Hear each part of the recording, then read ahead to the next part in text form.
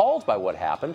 But Yvette Falarca is not among those people. Besides working as a public school teacher in California, she is the national organizer for the Coalition to Defend Affirmative Action, Integration, and Immigrant Rights, and Fight for Equality by Any Means Necessary. BAM is the acronym. Falarca is willing to integrate violence into her political agenda, as you can see from this clip of her disrupting a rally last summer in Sacramento. Off our street! Get the off our Are street! these people getting Get the off our street! We don't have to give a speech. Here you go, boy. They say we should be nice. Be nice. Come here now. Off our streets! Get the off our street! Sir, please. I'm just here to protest. Please up. Stand down. Get out. Get back. Falarca helped organize the Berkeley protests, and she says activists ought to copy its tactics for other speakers and events around the country. Yvette Falarca is with us now. Yvette, thanks a lot for joining us. So you did a bunch of interviews after, and you were asked about this, and you were, to your credit, I think, very straightforward about it and unapologetic. And you said, yeah, this guy was a fascist, Milo's a fascist, and we shut him down. You didn't pretend otherwise. We shut him down, and that's what you do with fascists. I think I'm characterizing what you said correctly. Just so we can understand the standard here, what is a fascist? So a fascist is someone who's organizing a mass movement that's attacking women, immigrants, black people, other minority groups in a movement of genocide. That's what a fascist is. Okay. So it's someone who's committing violence? And it's someone who's committing violence and who's trying to organize other people to commit violence. Okay. And Milo Yiannopoulos is a fascist. Okay. So he's committed acts of violence against the protected groups you mentioned? Well, what he's doing is he's trying to be the youth face and the token that other people who are organizing violence try to hide behind. And Right. so in all of his talks all over the country, what Yiannopoulos has done is whip up a whole lynch mob mentality where people who come to see him or his supporters not only agree with his views, but also attack other people. And that was certainly true in Washington State when one of his supporters came and actually shot an anti-fascist protester. But in Berkeley, we made sure that didn't happen because we were able to shut him down. So, but you're conceding that Milo himself has not committed acts of violence, and nor has he incited violence by the legal definition. He'd be in jail if he did. But you're saying that because people who agree with him have committed violence, he should not be allowed to speak. You know, fascist movement takes many forms, and it always tries to have one form that looks respectable and a little bit milder. But Yiannopoulos isn't just a stand-up comedian, and he isn't someone who just has ideas and posts them up on YouTube. He's someone who is funded by Breitbart and Steve Bannon to go around to college campuses to try to recruit other young people to then conduct those attacks on his behalf and on Trump's behalf.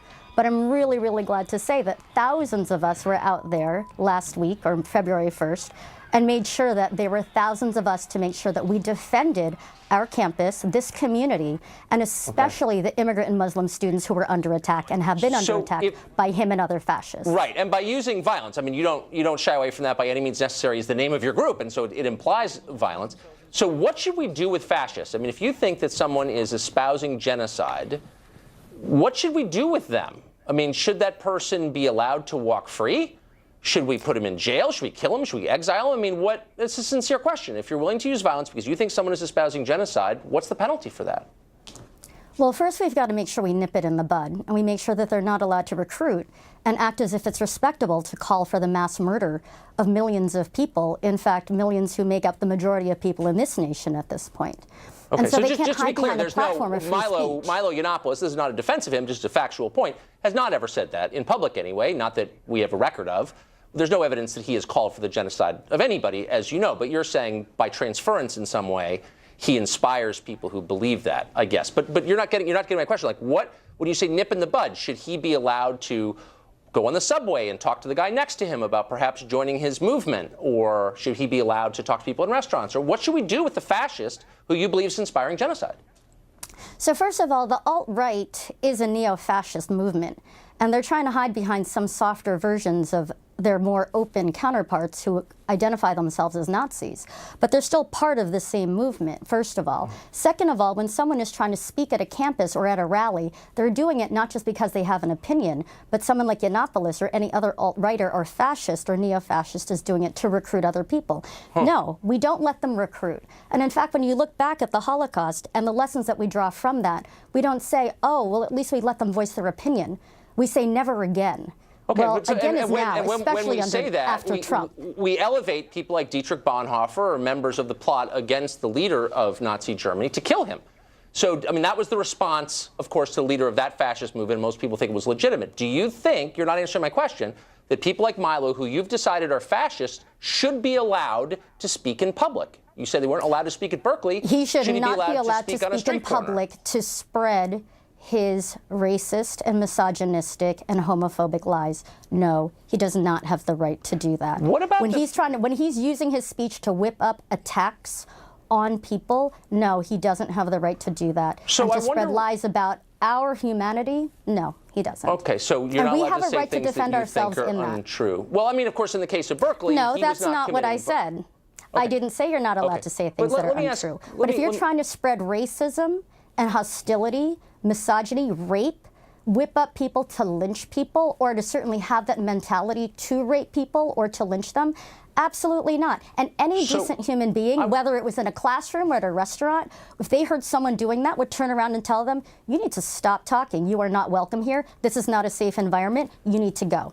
Well, that's what we did I at wonder UC if they Berkeley, and that they'd was a hit good them thing. or set fires. So you're a middle school teacher, which may surprise some of our students, or rather some of our viewers, that you have students.